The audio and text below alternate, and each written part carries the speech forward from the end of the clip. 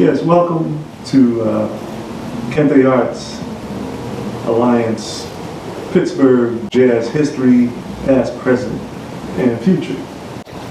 Today we're blessed with the company of Mr. Jevon Rushton. Yes, sir. Welcome. Thank you so much for having me. Sure. So glad to be here. Yeah, so you started 14, you moved on, you got to Roger. You started in church. Mm-hmm. So how did you come to the jazz drum? I didn't actually. I'm kind of a late bloomer into the jazz arena of the city. Mm-hmm. Roger Humphreys tried to teach me how to better read music, Mm-hmm. and I wasn't really into jazz. I used to call it elevator music growing up. Mm-hmm. And I was just not interested in anything jazz. I was more interested in more groove-oriented music. You know, jazz at that time to me seemed to be very loose and very chaotic. But as I grew up, I learned to really appreciate the art form. And now I think I'd rather play jazz than anything else. Why is that? To me, especially with jazz without lyrics, I think that instrumental jazz lends itself to the listener in a way no other art form of music does. It's no suggested method of thought. There's no lyric. You and I could listen to Take the A Train, and your interpretation of the song may be completely different than my interpretation of the song. Mm-hmm. Most times in instrumental jazz, the only suggestive thought is the title.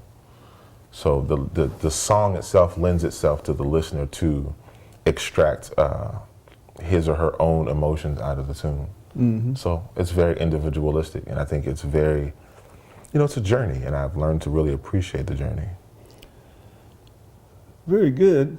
But in this journey, do you relate to a particular music forms, or do you just hear music? I just hear music.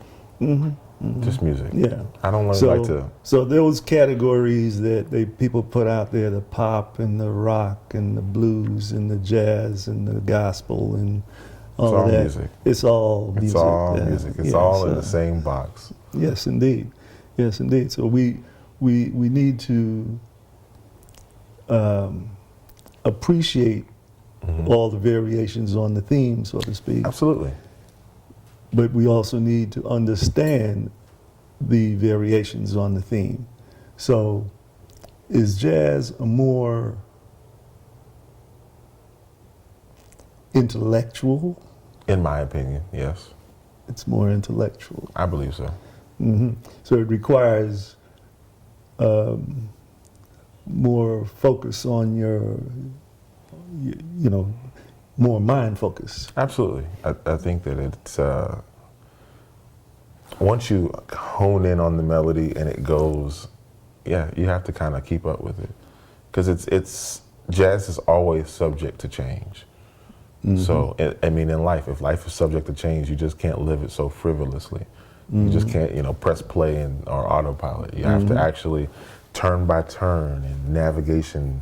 It's just not, it is. There's a level of... It's not that scripted. No. There's a level of sophistication to it that I've learned to appreciate in my older years.